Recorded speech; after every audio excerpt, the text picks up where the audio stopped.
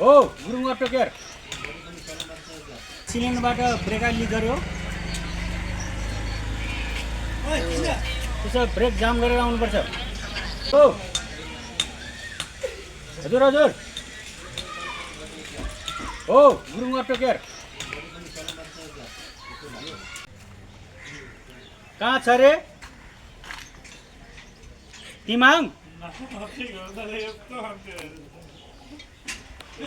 के भा टायरबाट brake leak गरे हा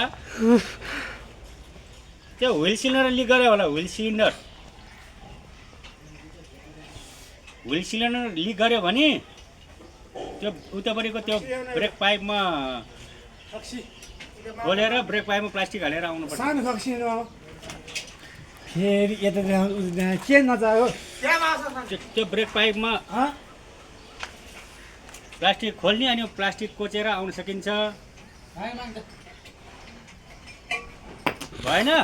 हुँदैन सक्दैन त्यसो भए यहाँ एउटा गाडी खोले हा लु भिडियो कल गर्छ भिडियो कल गरेर म त्यहाँ देखाउँछु भिडियो कल गर भिडियो कल यहाँ खोले क्या एउटा गाडी भिडियो कल गरेर म यहाँ देखाउँछु भिडियो कल गर है ल यता फेरि यो लिक गऱ्यो भने यो व्हिल सिलिन्डर हो बाटोमा लिक गऱ्यो भने लिक गरे भने योलाई छोड दे केही नगर अब यो पाइप खोल्ने यो ब्रेक पाइप देखियो यो ब्रेक पाइप खोल्ने अनि त्यो खोलेपछि त्यसमा यो प्लास्टिक कोदिने यसरी यहाँ प्लास्टिक कोदिने यसमा प्लास्टिक कोदिने अनि त्यो व्हिल सिलिन्डर लगेर त्यो 10-15 कस्दिने कस्दिएपछि त्यहाँबाट ब्रेक आयल चाहिँ यता आउँदैन यहाँ आउँदैन लिक गर्दैन अनि यो उतापट्टि टायर तीनवटा टायरले काम गर्छ मजासँग गेयर आयल थप्ने अनि मजासँग ग्यारेजसम्म आउन सकिन्छ अनि यहाँ आएर यो व्हिल सिलिन्डर फेरिदिएपछि हुन्छ